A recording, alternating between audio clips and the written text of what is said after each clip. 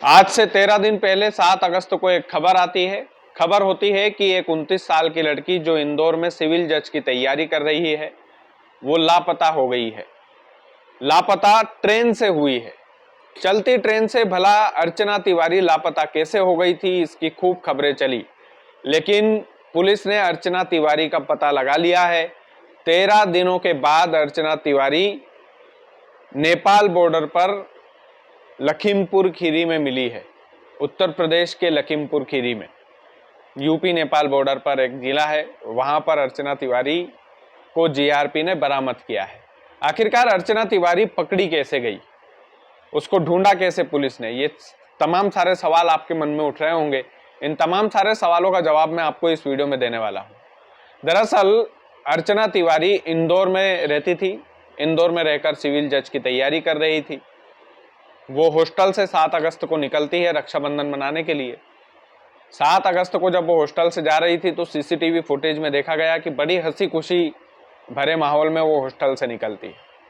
Hostel से निकल करके वो सीधा रेलवे स्टेशन पहुंचती है।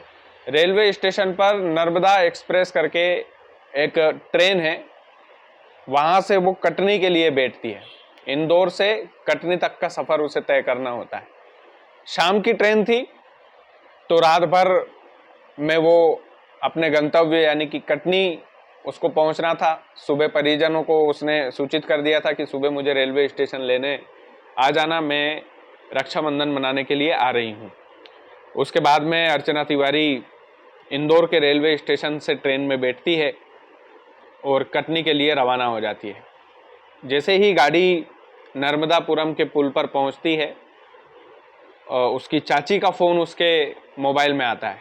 वो चाची से हंसी खुशी बात करती है कि मैं सुबह आने वाली हूँ, हम सुबह मिलेंगे। इस तरीके की तमाम सारी बातचीत उन दोनों के बीच में होती है और उसके बाद अचानक से अर्चना तिवारी का फ़ोन स्विच ऑफ हो जाता है। पुलिस के मुताबिक ये जो फ़ोन है ये इटारसी रेलवे स्टेशन के आसपास बंद होता है और चलती ट्रेन में अर्चना तिवारी का फ़ोन बंद होता है।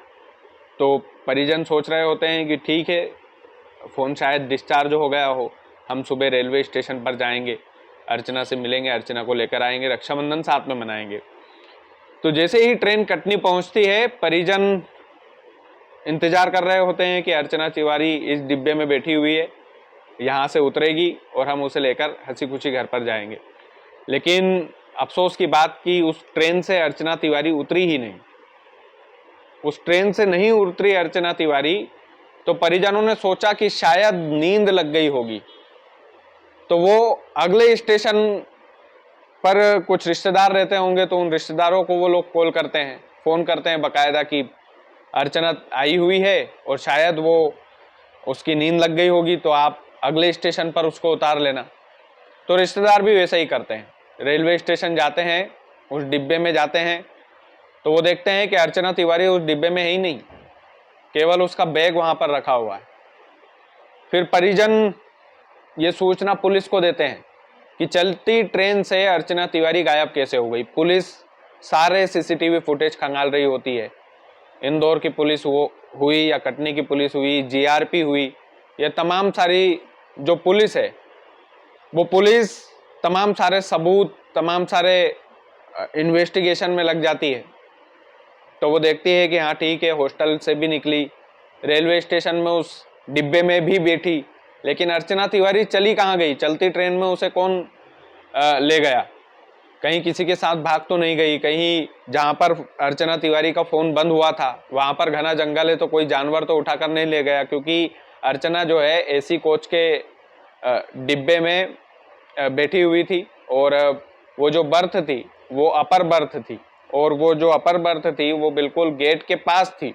तो कई बार होता यह है कि नींद में भी उठकर आदमी टॉयलेट करने के लिए चला जाता है, तो एकदम हवा का झोंका, अगर गेट खुला रहे बाथरूम का समझकर वो ट्रेन का गेट खोल दे, तो हवा का झोंका उसे एकदम से शायद उस घने जंगल में गिरा दे और जानवर उसे खींच कर ले जाए। इस तरीके के तमाम रोड में पुलिस के द्वारा तैयार किए गए। पुलिस ने एक कयास और लगाया कि जहां पर फोन स्विच ऑफ हुआ था वहां पर नर्मदा नदी है, तो शायद अर्चना तिवारी बाथरूम करने के लिए उठी होगी और नींद के झोंके में वो गेट से गिर गई होगी, तो शायद नर्मदा नदी में वो गिर गई हो। लेकिन नर्मदा नदी में गोताखोरों की टीम पुलिस ने लगाई, वहां पर भी अर्चना तिवारी का कोई पता नहीं चला। लगातार खोजबीन जारी थी, लगातार उसे ढूंढा जा रहा था। 13वां दिन था। 13वें दिन सुबह सुबह खबर आती है कि यूपी नेपाल बॉर्डर पर लखीमपुर खीरी में अर्चना तिवारी को जीआरपी ने बरामद किया है। लेकिन दोस्तों, ये तमाम सारे जो घटनाक्रम है, इसके कई सारे पहलू हैं। पुलिस ने 4-5 पहलू बताए थे। पहला पहलू नदी में गिरने का, दूसरा पहलू बताया था कि घने जंगल में शायद कोई जानवर खींच कर ले गया हो। तीसरा पहलू ये भी था कि क्या अर्चना तिवारी अपने प्रेमी के साथ भाग तो नहीं गई। लेकिन अर्चना तिवारी अपने प्रेमी के साथ भागी तो वो ट्रेन से उतरती हुई क्यों नजर नहीं आई? चलती हुई ट्रेन में तो कोई उतर नहीं सकता।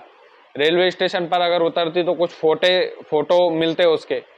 तो ये तमाम सारे जो कयास जो है पुलिस के द्वारा लगाए जा रहे थे, और पुलिस के द्वारा ये भी कयास एक महत्वपूर्ण था कि शायद प्रेमी के साथ भाग गई हो। लेकिन ऐसा कुछ भी नहीं हुआ।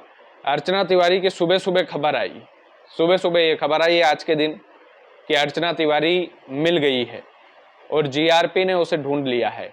जीआरपी ने लखीमपुर खीरी से उसे बरामद किया है। अर्चना तिवारी को अभी भोपाल लाया जाएगा। भोपाल में पुलिस उससे पूछताछ करेगी। उसके बाद में शायद पुलिस प्रेस कॉन्फ्रेंस करे, प्रेस ब्रीफ में जानकारी दे कि अर्चना तिवारी कैसे मिली, उसके साथ क्या क्या हुआ था, इन 13 दिनों तक वो कहां पर थी, इन 13 दिनों तक उसने गुजारा कैसे किया। फिलहाल प्राथमिक जानकारी के अनुसार यही है कि अर्चना तिवारी को भोपाल लाया जाएगा जीआरपी के द्वारा, और पुलिस उसे पूछताछ करेगी। परिजनों को उसे सौंपा भी जाएगा। लेकिन उससे ठीक पहले पुलिस उसे हर एंगल से जांच पड़ताल करेगी कि वो ट्रेन से गायब कैसे हुई थी। चलती ट्रेन से अर्चना तिवारी का अचानक से लापता होना, ये वाकई में एक सनसनीखेज केस था। इस केस को कई लोगों ने कवर किया, कई मीडिया चैनलों ने कवर किया, और इस केस के हर एक पहलू से हर कोई अपडेट था। अर्चना तिवारी जो है, मैंने जैसा बताया, 29 साल की लड़की है, और वो 29 साल की लड़की इंदौर में रहकर पढ़ाई करती थी, सिविल जज की तैयारी कर रही थी। इंदौर में एक प्रैक्टिस वकील के तौर पर वो अभी काम करती थी हाई कोर्ट में, और वो कटनी की रहने वाली थी। तो रक्षाबंधन के लिए कटनी गई थी इंदौर की ट्रेन में बैठकर, नर्मदा एक्सप्रेस में बैठकर।